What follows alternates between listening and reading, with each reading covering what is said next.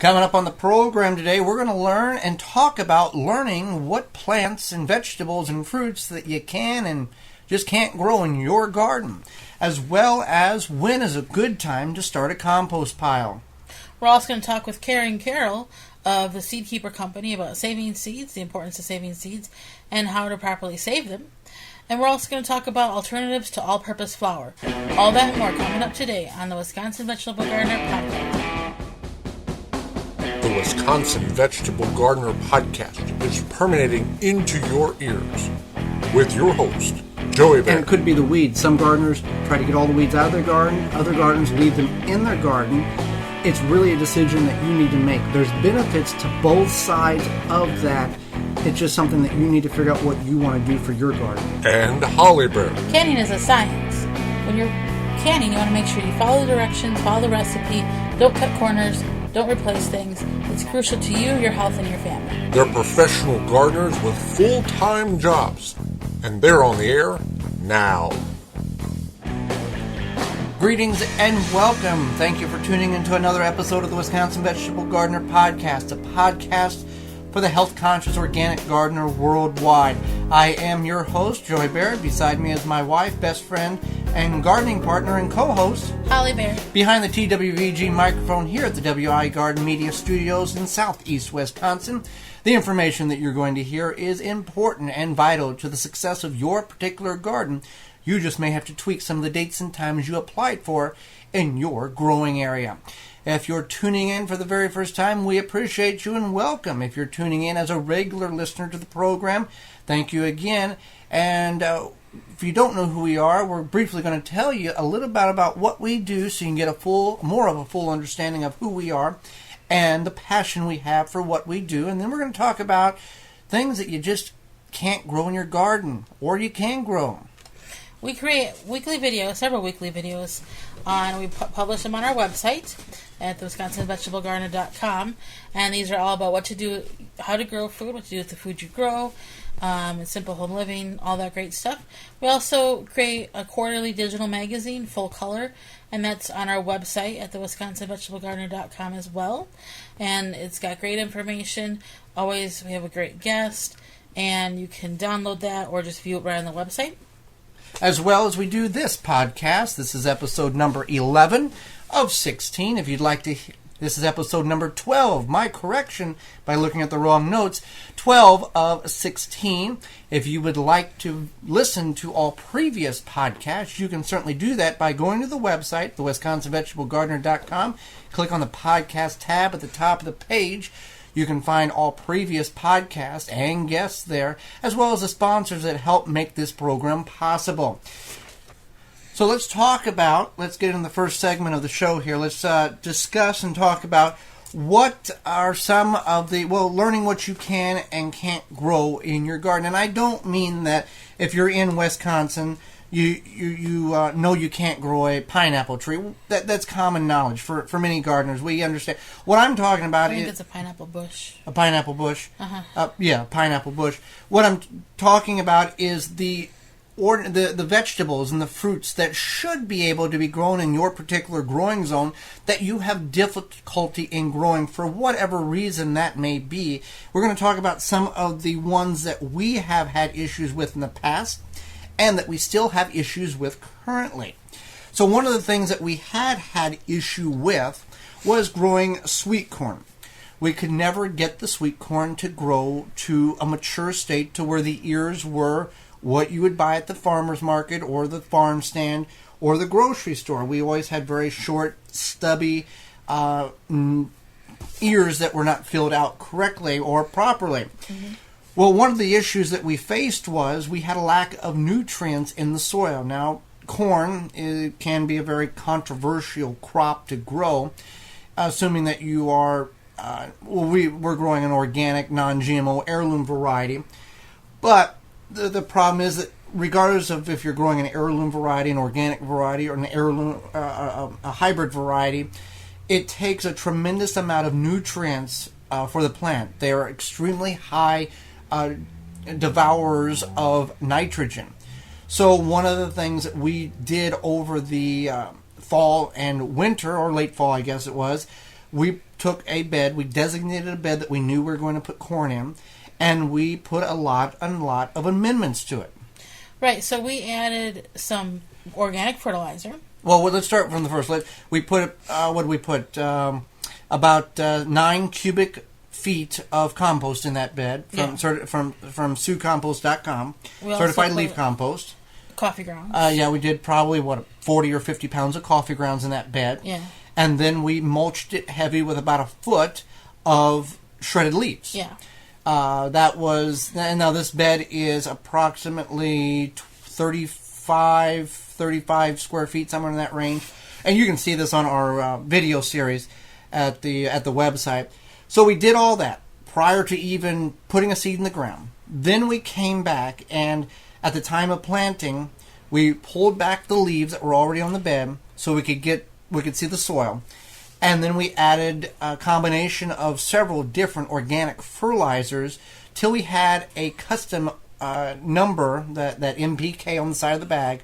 Now, we've talked about this before. There's more than just NPK that's needed for plants. There's micronutrients and minerals and all that. But we started with an NPK of, I believe it was like 31, 25, 19, something in that range. We took 4 different organic fertilizer bags of different ranges and numbers and combined them with the right applicational rates per dosage, and we came up with that number. Right. So that's what we did, is we amended the soil with the fertilizer, the coffee grounds, and the compost. And as of right now, we're about 2 weeks, a week and a half, 2 weeks away from harvesting the corn. They were as large as broom handles on the stalk, which is larger than we've ever had. That's because of that nutrients that we've added to the soil. The ears are full size, and just by looking in the ear slightly, we do seem to have a lot of kernels, more kernels than non-kernels. So we're excited to see what we may get if we finally solve this problem. Now, another problem that we have that we still are in the process of trying to figure out is cauliflower and broccoli. Now, we can get the starts to grow. We can get them to like what you would buy at the nursery. We put them in the ground, and that's kind of where they stay. We've added nutrients. We've added, minerals. We've added all the compost. We've added all this stuff, and we just can't seem to get those to grow good. Right. So that's one problem we've faced, and we don't know if it's a climate issue or what, because we have friends that live, just a few miles west that can grow it just fine. Now, with soil composition, if you really study or just visually look at the soil in your garden can be totally different foot by foot by foot based on, 1, the amendments you may have added, or 2, just the basic natural soil structure that has naturally occurred there for thousands of years. So each one of those little areas is concentrated with different minerals and micronutrients and microbial life, which all can dictate on how a plant reacts and how a plant grows. What are the problems that we've had that we've kind of solved with some of the experience that we've had? The hornworm. We've had the tomato hornworm last year. If you have not had the tomato hornworm, that is, you're a very fortunate gardener. For those who are not familiar with what the hornworm is, that's a little green worm with a little brown horn. It's not going to hurt you, but it will eradicate your tomato patch. When you see one, there's more than one. There's colonies of them, and they'll come in right at dusk and right at dawn, and they will begin to eat your slightly ripened tomatoes. Now, there are other forms of the hornworm, but tomato one is the one that we've faced the most. And the hornworm, you'll have the hornworm because it looks like some kid came by and took a bite out of your tomato, and there's little black droppings in that exposed area. That's a sign of the hornworm. We had 60 plants of the large garden. We gardened in 3 different locations, and we had 60 plants in the large garden, and out of the whole growing season, I think we maybe only got 1 pound of tomatoes out of all of them because we could never keep up with getting the fruit harvested prior to the hornworm eating it. We like to harvest the tomato, if we can, right as the colors begin, the pigment of the tomatoes begins to change from the bottom up. Tomatoes ripen from the bottom up. So when we see that the color change, that pigment change, we like to harvest them, bring them inside. 2 days later, they're ripe, they're ready to go. Well, we never could catch it in time because as that color changed, it seemed like the hornworm was already there, ready to eat. So we did some studying. BT is one way to decrease the volume on that. You can spray a liquid BT. There also is a powder BT. But when it rains, you have to reapply and reapply and reapply. So another thing is the hornworm lays its larva in the soil the fall. And then in the spring, that larva emerges, finds the tomato, and then continues the cycle around. The hornworm morphs into a beautiful little butterfly or moth or something in that flying family. So by tilling the soil where the tomatoes work the previous year, whether that be by spading it, by forking it, or by bringing a tiller in, that can greatly reduce by 90% the chances of the larvae surviving. We did that in some of the areas. We also heavily mulched the areas that the tomatoes were at a year ago. Which what that does is the larva the moth buries the larva at a certain depth that it needs to survive the cold winter. By adding or decreasing the level of material upon where that larva is buried or laid, it greatly affects the success or kills off that because it either becomes too warm or too cold. So we still have some tomatoes that are being ate on, but that's like 2 or 3 in an isolated area, and it really has not affected the whole patch. We got more tomatoes off the first day of picking than we did the entire year last year, and I think we only got 4 tomatoes that first picking, and we got maybe 2 pounds or 3 pounds this last picking. Mm-hmm. So that was another thing that we have fought. Now that could be something that you have issues with as well, and it's a terrible, terrible thing to deal with.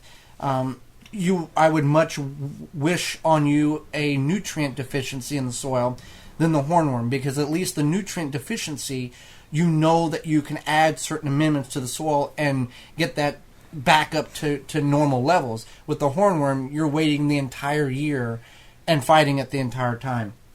So corn, broccoli, cauliflower, and the hornworm were some issues that we had. Believe we've solved the corn issue.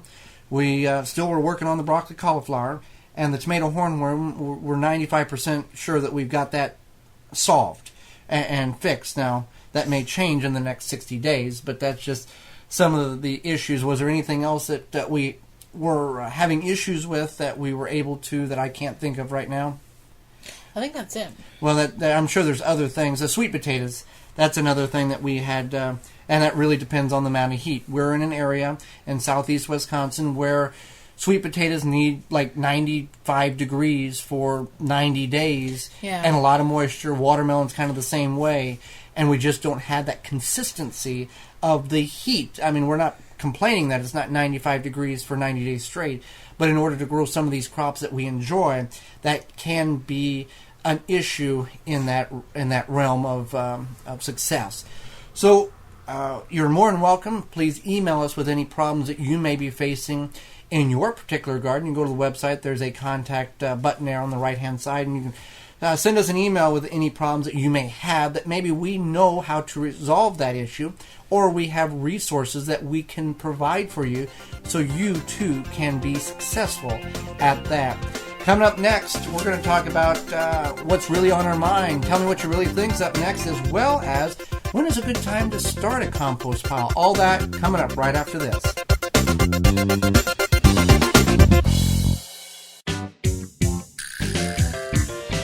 Oh, yeah. What you say? You say Nasala Kombucha. It'll put some glide in your stride and some pep in your step. Nasala Kombucha. Yeah. Nasala Kombucha makes your body happy. Nasala Kombucha makes your body smile.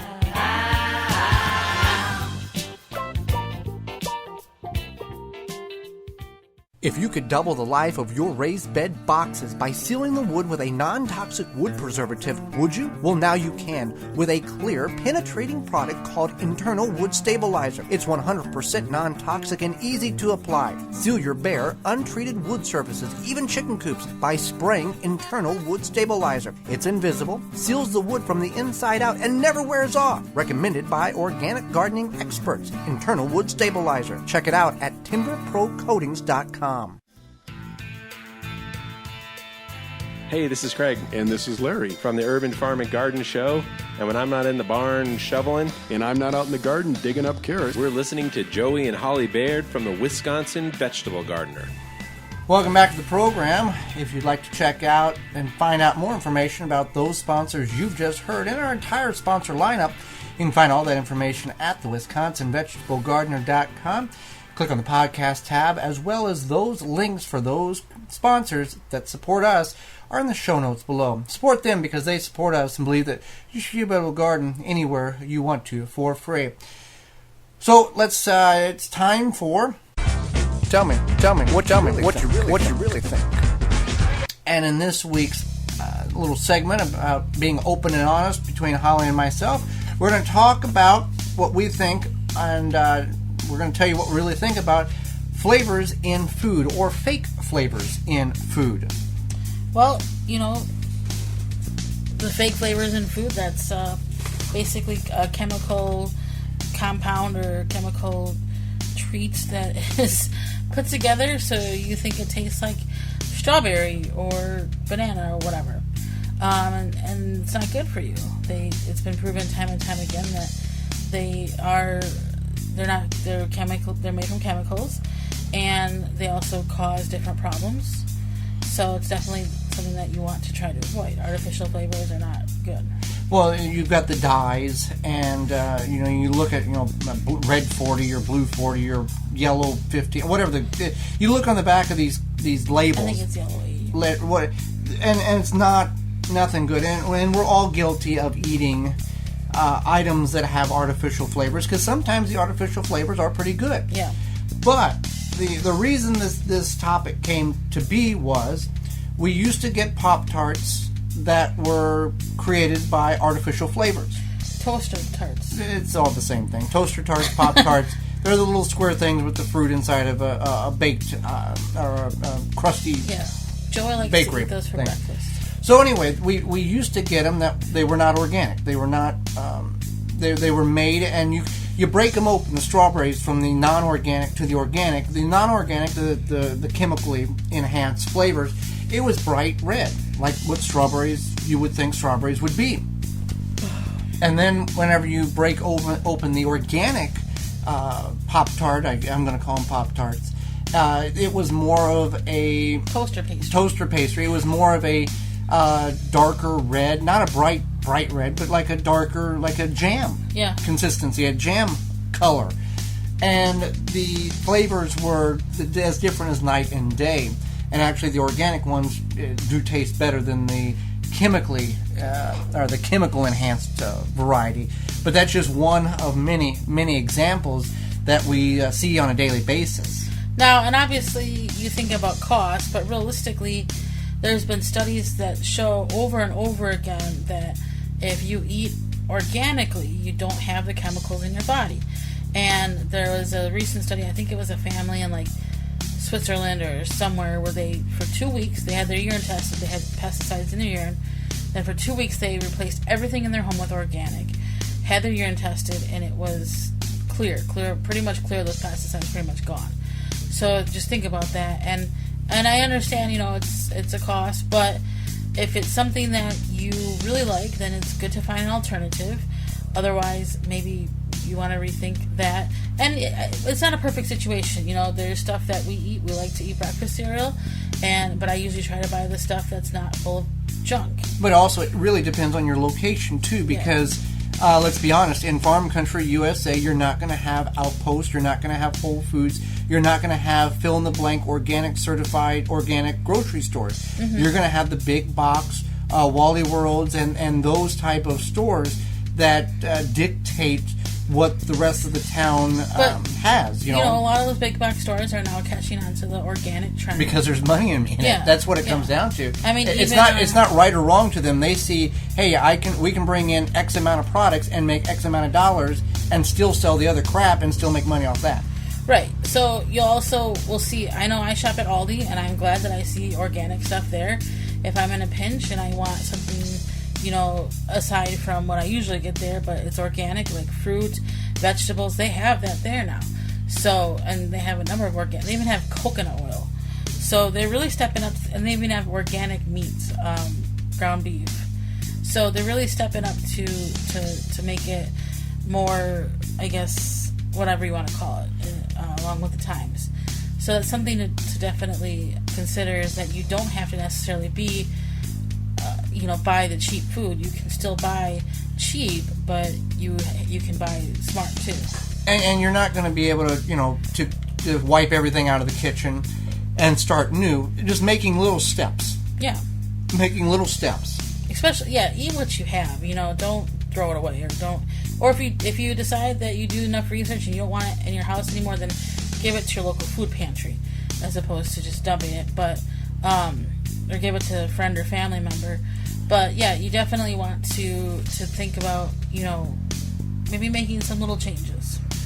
Well, with that being said, that's just something to keep in mind when you do purchase products at your grocery store, to really look at what the ingredients is. And about 95% is going to have a corn-based, a soy-based product in it. Mm-hmm. And those are, unless you're going to a grocery store that is an organic grocery store, those are most likely going to be a genetically modified crop, which everyone has their own opinion on whether or not that food should be we should be having genetically modified crops or not.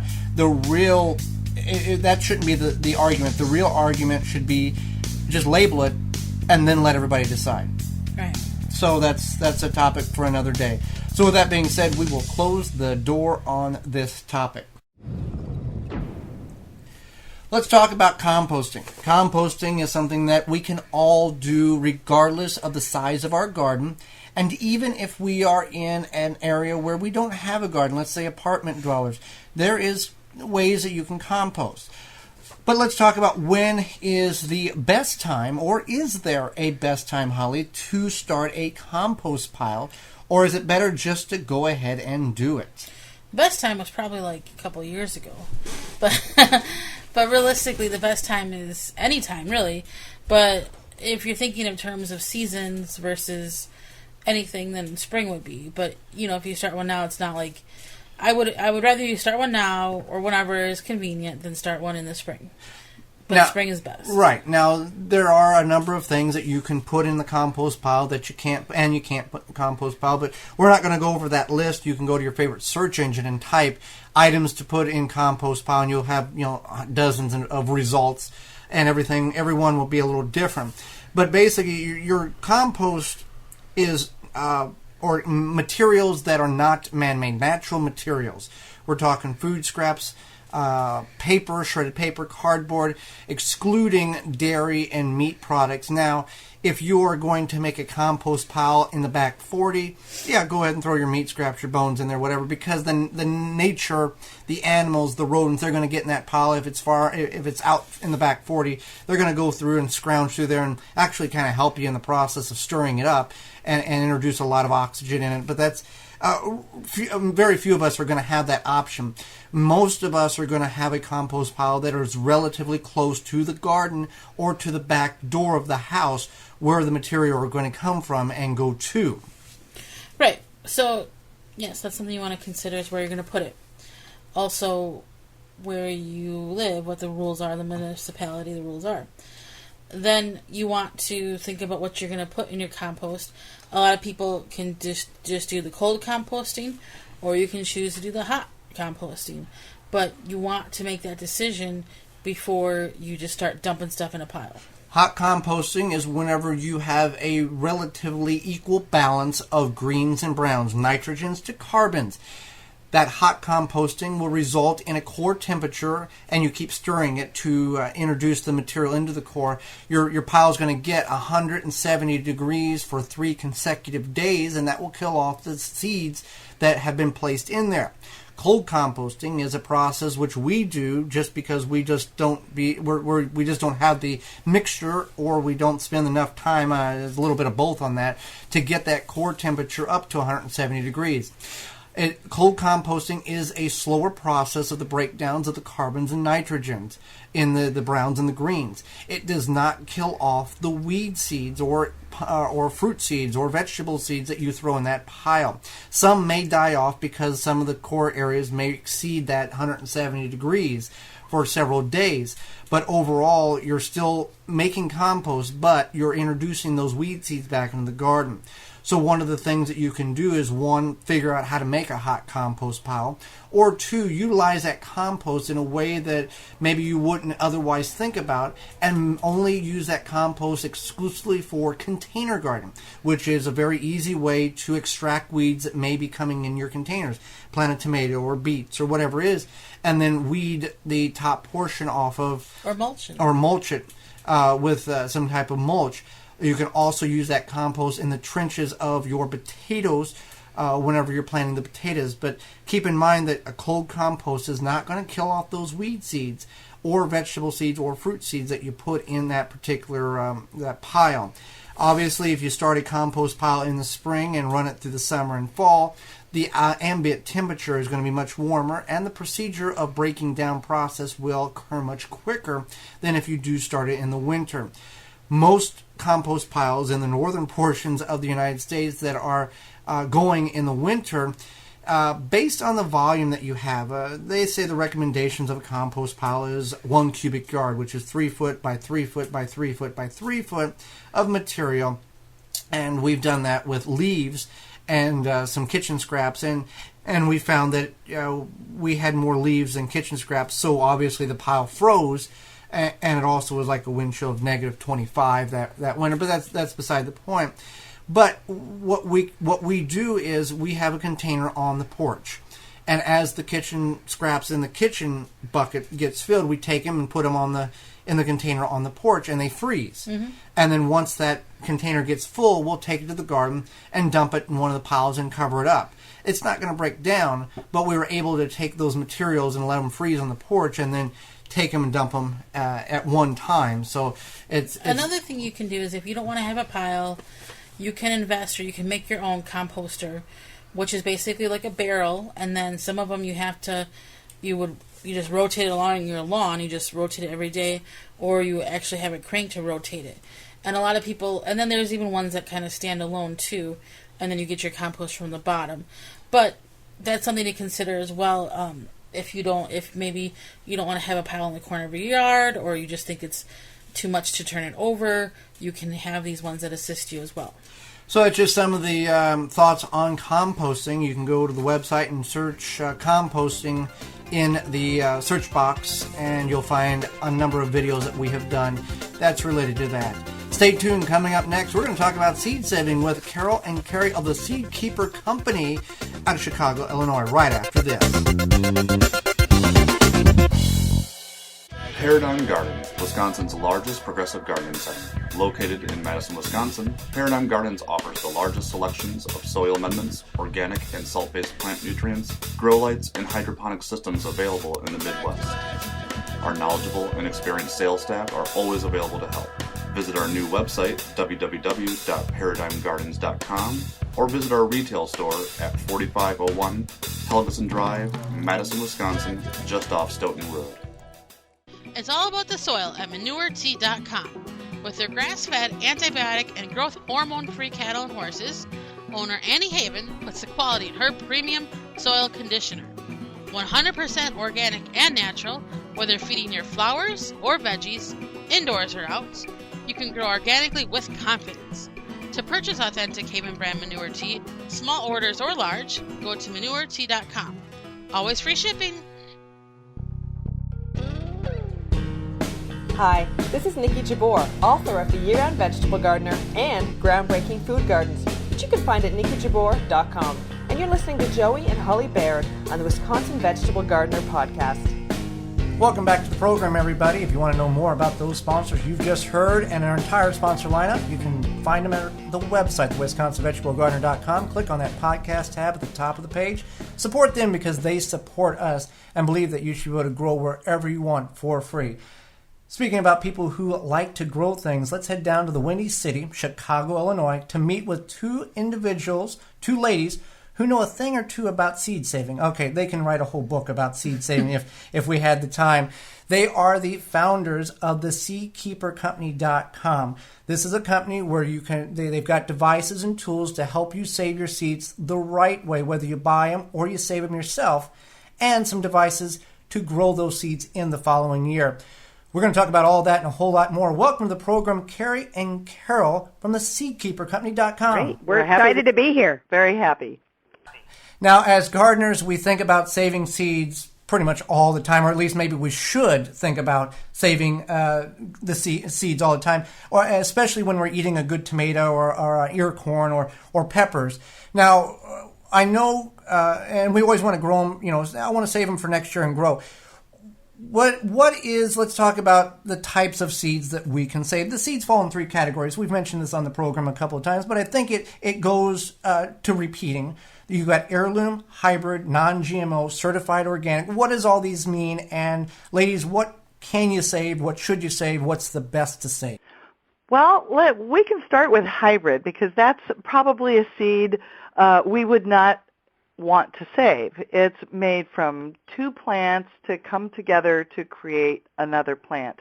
And a lot of times you're going to put two plants together and that plant that you get isn't going to reproduce, or if you save the seeds from it and you can get it to reproduce, then it's not going to be true to the parent plants that you got it from. So right from the get-go, we would not recommend a hybrid. You'll also notice on the seed pack, a hybrid is also known as an F1. So you don't want to probably save seeds from a hybrid plant necessarily. But on the other hand, you would like to save them from open-pollinated heirloom plants. And the easiest one to talk about really is the tomato. It seems like to be the one to do. When you save seeds from an heirloom tomato, say like a black crim or a Cherokee purple, or boy, we could go on for days on the types, you are going to be able to save a seed that is true to that plant. And you want to remember that you want to isolate your best-looking tomato. I know it's hard to do, but that's the one you want to save the seeds from because that's your best what am I trying to say? Best tomato on the plant, so that's what you're going to get the next time. And open pollinated heirloom seeds, get that designation. The open pollination means that the wind and animals, or bees and things will pollinate them. But the other part of it is that most people say that seeds that are 50 years old or better are considered to be heirloom seeds. And we love them because they have a history. It's like planting history, and somebody else did this before me, and somebody saved these, and I'm part of that legacy, so that's kind of a cool thing. We also like them because they're very resistant to blights and things they're a lot stronger of a variety of species of plant, we feel. Right. Yeah. And Carol's going to talk about organic seeds now, what that means. Now, organic seeds are seeds that have, they go through a certification. If you raise a plant that's supposed to be organic, you have to first, your land has to be dealt with in an within an organic way for 3 consecutive years. And they have very tight regulations on what you use on your land that needs to be organic. And only after those 3 years and that you've been certified can what comes off that land be certified as organic. And that just means that it hasn't had pesticides on it. It's been used with natural ingredients have only come near this plant. Mm-hmm. And an heirloom seed can be organic. Mm-hmm. So cause sometimes these terms get thrown around a lot, and they frustrate us a little bit because we think that some of them maybe aren't necessarily representative of what they mean, like genetically modified organism. Well, people are all genetically modified, but the really big thing to watch out is genetic engineering, or GE. Right, and you spoke about certified organic. And I want our listeners to be clear. Our listeners can buy whatever fertilizer they want, but those certified organic farms, they can't even use a product, let's just call it a Miracle Everything product that you get from your big box store. That would throw the whole certification right out the window if those farmers decide to use that synthetic fertilizer on their farm. And a lot of home gardeners are growing organically but using that synthetic fertilizers. So it's, doesn't make a whole lot of sense to some of us gardeners who kind of understand that whole process. Right, and I think it's really about education. I think people don't want to do that. They don't understand what that means. So it's our job to help people kind of find alternatives and unwind the terms so you understand what they mean. And you when you say you're growing organically, you really are. Mm-hmm. And you can. It isn't that hard. Right. Now, when it comes to seed saving, some seeds are easier to save than others. For our listeners who are new to gardening or new to saving seeds, what would you recommend for them to start with, and what would be the easiest for them to save? Well, I've got to say any kind of bean is really a super easy seed to save, because you literally leave it on the vine until it turns brown and rattle dry. And when you can hear the beans, any kind of bean or pea, rattle inside the pod, then you can pick the pod and open it up and let the beans dry just another 24 hours or so, and then they're ready to put in your seed saving envelope. Now you ladies have been around for a number of years. You've gained a ton of knowledge about seed saving, and you've talked to a lot of gardeners, and you've probably heard some horror stories about them saying, "Hey, I saved my fill-in-the-blank seed this way." What are some of the no-nos when it comes to successful seed saving? Well, there's a level of dryness that you want to achieve. You want them to be dry enough so that when you bend them, they don't break. But when they get too dry and you can break them, they're too dry. So that's one of the big things. And the other thing is putting them away too wet. So it's like the extremes are the real issues with saving seeds. If you put them away and they're not dry enough, particularly if you save your seeds in a Ziploc bag, you can ruin all the seeds that you have because they'll mold, and then that can transfer to other seeds. That's why we prefer what we call seed-saving envelopes. They're glassine envelopes because they're more forgiving, and they help you reach that right level of dryness. And you can also make sure if you have a fear of any kind of moisture being in there, you can make little desiccant packets out of dried milk and an old nylon or a piece of tulle or like bridal veil fabric, and you can tie it up. Or you can even use a Kleenex if you want. But that's a great way. A desiccant is a great way to help level out the moisture in where you save your seeds. And I know it's going to sound crazy, but we should always label the seeds as soon as we start to save them, or let them dry. Because those babies look alike. Yeah. This was a tomato of some type. I'm not sure what now. So yeah, we'll have the mystery tomato of the year. And jalapeno and bell pepper seeds look exactly the same. Not the surprise you want to have. Let's be fair. You can have the best seeds or the best seeds that you think you can buy on the market. But if you have crummy soil, or you're not getting or have the knowledge that you need for proper seed storage or planting of seeds, your garden season is going to come to an abrupt end really, really quick. Yes, that's true. I would say yes.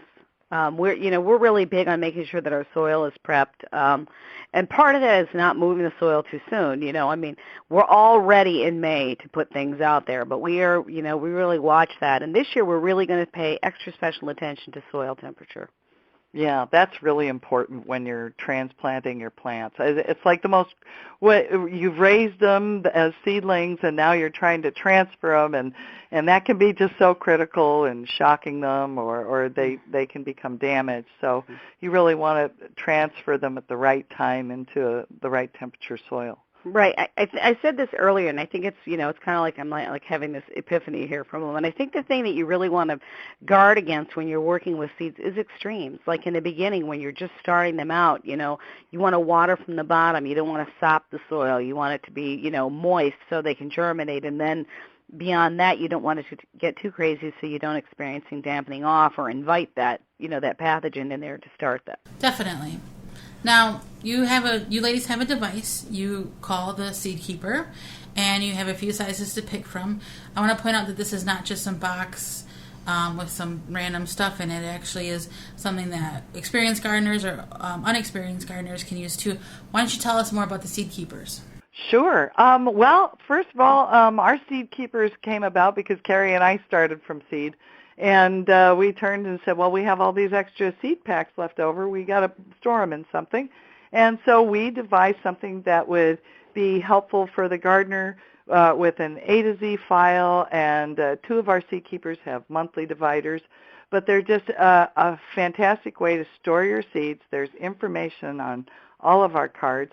But our Seedkeeper, our original basic Seedkeeper, was developed for that gardener that who's maybe starting a garden, or it's got information on sun exposures, things you want to find on seed packs, all kinds of things you can do with your garden, with your food that you produce.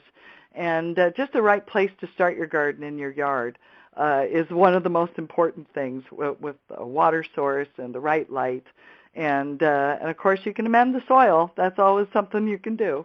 But so our Seedkeeper is our first of our Seedkeepers, and all of our Seedkeepers hold well over 100 packs of seed packs. Right. And we also have a Seedkeeper Deluxe, which is new and improved. We actually have changed. We have now are including a Burlap Girdle in the Seedkeeper Deluxe and the Home Farmer. And the Home Farmer is our largest capacity Seedkeeper. The Seedkeeper Deluxe comes with a nice little set of tools. It helps you become a more successful seed starter. And the Home Farmer has a larger capacity of storage. And the nice, wonderful thing is all of our Seedkeepers now come with a Velcro, like a loop lock system that allows the keeper card to move throughout the Seedkeeper and keep all of your seeds upright. And it stays in place. So you can take it from storage to soil. We can attest that it does hold a massive amount of seeds, as we have ours packed to the brim. Now, you spoke about the girdle. Now, for older individuals, this is not what you're thinking. For younger individuals who are listening to this, you have no idea because you're not old enough. But talk about your girdle that you use, that you ladies plant in, and is also available on the website as well for purchase. Well, it is actually a burlap girdle, so that makes it even sound funnier because people think it's some scratchy thing that you wear. But actually what it is, it's a soft planter. And it is comprised of 2 components. One is a commercial-grade grow bag. Commercial growers have been using these for years, and you have to buy them by the 1,000 lot, so homeowners haven't been wise to them. And they are a wonderful, wonderful way to grow plants, particularly in our 10-gallon burlap girdles. We love to grow tomatoes and peppers because it's a commercial-grade grow bag is dark. It has holes that are pre-drilled for great drainage, so it's a wonderful thing to grow in. But it's not so great-looking, and sometimes it could use a little more support. So we add to that a burlap sheath or a covering that you can slip over the outside of it. So it makes a wonderful little soft planter, and they come in 1, 5, and 10-gallon sizes. And like I said, the 5 and the 10 gallons are great for growing tomatoes and peppers. And the reason they do so well is because the drainage is exceptional, and that dark bag attracts heat, and both of those kinds of plants like warm, well-drained soil. And that, not to mention, but that grow bag is also BPA free, so nothing harms the plants or herbs, anything you grow in there, it's all safe. Right, and ultimately both pieces are compostable, so we're not adding some piece of plastic pot to the mix. It's something that is going to go back to where it came from. And we love the fact that at the end of the season on our 10-gallon burlap girdles, we can either we can empty them and toss them, or we can just cover them with a bag. Even in the snow, they don't break down because they're not hard pots that are going to break. You just cover them, and you can amend the soil next year and plant away. It works great. I mean, I have a raised bed that I have retired. It is now the home of the burlap girdles because they do so much better. We grew an Ostia zucchini last summer in them, which is a container zucchini that was just fabulous in these girdles. I mean, it was just amazing. We're, even though it's our own thing, we look at it and we go, hey, wow, that's really pretty cool. Yeah, and we've grown potatoes, peppers, and tomatoes successful in the girdle. So if you're in an area, whether you have ground to traditional ground garden, container gardening, whatever the case is, if you've got some room on the deck, this might be something you would want to look in and invest in for additional growing space. And if somebody needs to be doing adaptive gardening, like you have somebody who maybe has difficulty getting down on the ground, you can put these up on a table, and they are at the perfect height for somebody to work with that maybe is in a wheelchair or can't sit down or get down on their knees. So it's great. You can kind of put them at the level at which you'd like to work. And not to mention, they're a great space-saving type of pot to have because you can just fold it. Absolutely. Well, ladies, a lot of information. Listeners, you can go and find their information at theseedkeepercompany.com for their Seedkeepers, their girdles, their burlap girdles, and find out a wealth of knowledge about how you can better and more successfully save your seeds. Ladies, Carol and Kerri, we appreciate you coming on the program and sharing your knowledge with us and our listeners. Great. We're excited to have been here. Thank you so much. Yes, thank you. You're very welcome. And we'll be back right after this. At dollarseed.com, all of our seeds are only $1 a pack. And we have online resources that teach you all about the rewarding hobby of growing your own plants, flowers, herbs, and vegetables. Imagine the joy you'll feel when your children actually help you harvest your first garden crop, or the pride of knowing you'll never need a florist again. Visit dollarseed.com and grow a little magic of your own for just $1. Dollarseed.com. What could be healthier? A gardener knows that the key to a good plant is its roots. With poor roots, the end result is not good. Conventional pots and trays cause roots to wrap around and become root-bound. Then you try to unwrap the roots at the time of planting, hoping not to break them. But never again with the Root Maker, a non-chemical innovation that naturally air prunes roots to create more vigorous roots. Never a root-bound plant again. Whether trees, flowers, or edibles, home gardener or commercial grower, more roots means healthier, more productive plants. To get your own, visit rootmaker.com. It's Joey and Holly Baird of the Wisconsin Vegetable Gardener Podcast, taking a moment to remind you that you can sign up for a weekly email so you don't miss anything that we do, our podcasts, our videos, our digital quarterly magazine. You won't miss anything by signing up. Just go onto our website on the right-hand side. There's a big button for you to press. Just go ahead and sign up for our emails. And you can also ask us questions. Underneath that big green button, there's a big red button. So sign up for our emails for free. No spam, and if you've got a question, you can send us that as well. WisconsinVegetableGardener.com for the health-conscious organic gardener worldwide. This is Jeff Radke from the Lost Skills Podcast. You can listen to me at lostskillspodcast.com. Now back to the Wisconsin Vegetable Gardener Podcast with Holly and Joey Baird. Welcome back to the program. If you want to check out our sponsors, you can find out more about them under the podcast tab on our website, thewisconsinvegetablegardener.com. Support them because they support us. And those links are also in the show notes below. Well, we've got two more important topics to cover before we get out of here, so don't turn us off. Don't disappear. We've got Gardening in 2 Minutes coming up, and then we're going to talk about all-purpose flour, the alternatives to just one type of flour in your kitchen.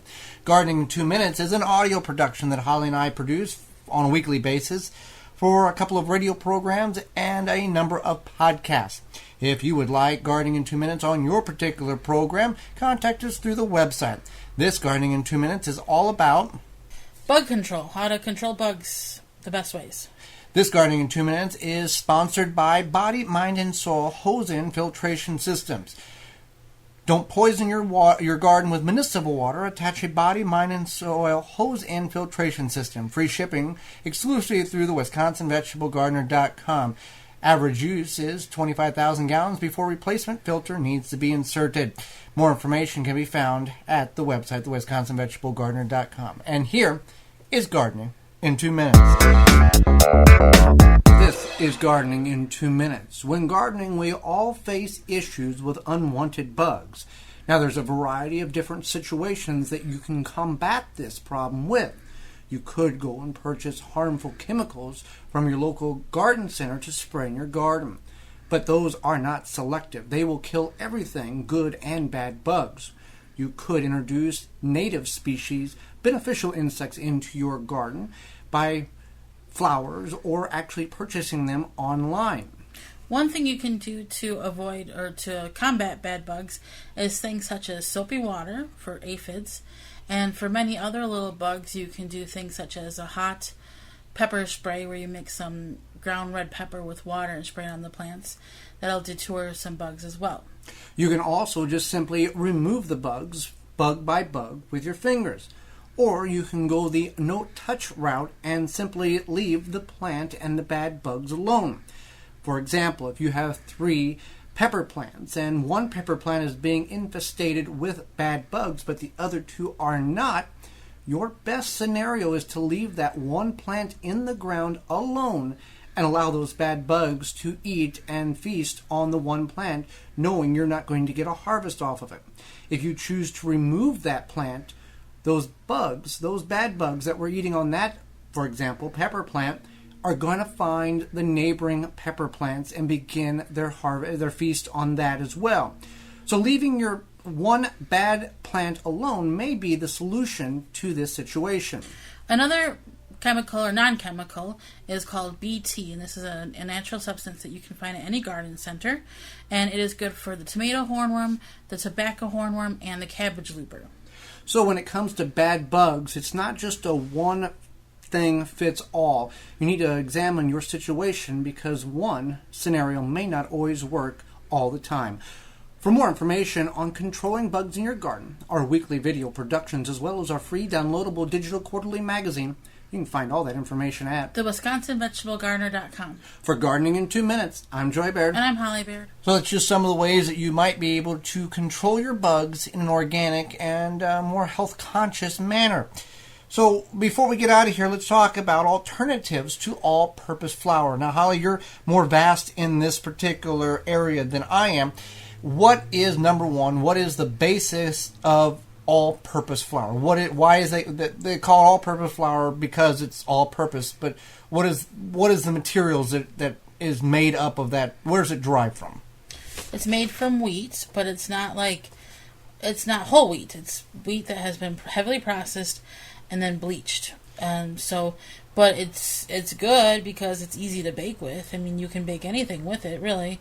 Not anything, but a lot of stuff. And if you want. And I'm not saying I don't ever use it, because I do, but I try to limit my use of it because it lacks no nutrients. It lacks nothing. It's a filler. Right. It's like, you eat a birthday cake, and it's not like you're eating the birthday cake for nutrients. You're eating the birthday cake because it tastes good. And so all-purpose flour is not necessarily good for you, but it does serve its purpose. As somebody who bakes, I completely understand the use of it. But there's better flours out there for you, especially if you're going to bake something that you want to, whether it be bread or anything from making good waffles or pancakes to coating your chicken. So you can use stuff, anything from like a nut flour, like an almond flour meal, hazelnut flour, any of those. Those will give you more fiber, and they're going to be more satisfying to you. They're going to fill you up better. Now, comparison between all-purpose flour and, let's say, coconut flour or almond flour or the other flours, or we're talking that the non-all-purpose flours or the specialty flours, do they cost more overall? Yeah, they're going to cost you more, and you cannot swap them out one-to-one. Sometimes you have to use a different combination of flours. Well, like pumpkin flour, it's a 1-to-4 ratio. For every 1 cup of pumpkin flour, you would add 4 cups of an all-purpose flour or a different type of flour. Right. Because of the consistency. Right. So sometimes it's a combination thing, and yes, that can get a little bit costly. But if you buy in bulk and you stick them in your freezer, you can certainly make them last a long time. So that's something to think about. And a good alternative to whole wheat flour, and whole wheat flour is still good for you, but is sorghum flour. It's it doesn't have the gluten though, so you may have to add more binder. Gluten is a protein. A glue. Well, it's basically in baking it's going to be a glue or a binder. So that's something you want to think about as well. So one thing I would recommend is, if you're going to switch out all-purpose flour, do some research, look up a recipe. You might say you found a good deal on spelt flour, and we have a spelt muffin recipe, strawberry muffin recipe on our website. Just type in spelt flour muffins or spelt flour cake or something.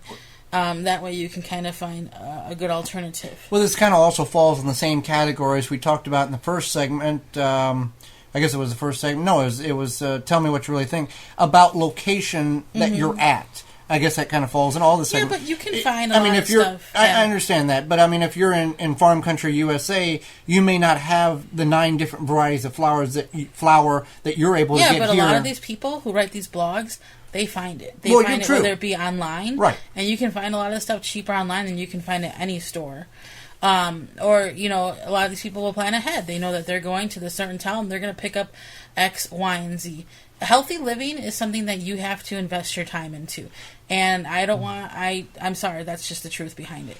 So anyway, as I was saying, there's many other flours out there that you can try. I know I make really good waffles out of coconut flour and eggs. And I know some people don't eat eggs, whatever. But they're very satisfying. You only need one, and you're pretty full, and you don't have that spike where you're like sugar high, and then come down from it. It stays in your body and gives you some good energy. And so there's definitely things you can try. I make another cake made from almond flour and eggs and coconut flour, I think, and some different things you can do too. I just made banana bread the other week without using any all-purpose flour, and it was very nice and moist, and it was kind of dense, but it was very nice and moist and tasted just as good. So those are some good alternatives there. And you can also make your own flour. We've made pumpkin seed flour and pumpkin flour. Yeah. Again, you're taking pumpkin seeds, drying them out, grinding them to a powder consistency. You're taking the flesh of the pumpkin, not the skin, the flesh, the meat, drying it out and grinding it up to a powder consistency, sifting it out to a powder consistency. But again, those you can't use 100% requirement for whatever the recipe is. There's a percentage that you have to use a different type of flour, but you can stretch those flours out by using 1 cup of pumpkin in addition to whatever, 3 more cups of whatever else if it's a 4-cup recipe. Right. And don't get me wrong, if I'm going to bake a cake, and I know some people have different tolerances or intolerances and are not going to have gluten or whatever, and that's totally understandable.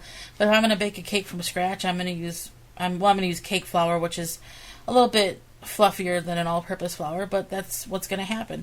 So it kind of depends on what you want to do, how far you want to go, but if you find an alternative to all-purpose flour, you're going to find more fiber. In some cases, you're going to find more protein, and you're definitely going to find that when you make whatever you're making with it, is going to be a little bit more satisfying. Well, that'll about wrap it up for this week's program. We appreciate you tuning in, downloading it, sharing with your fellow gardeners and maybe non-gardeners alike.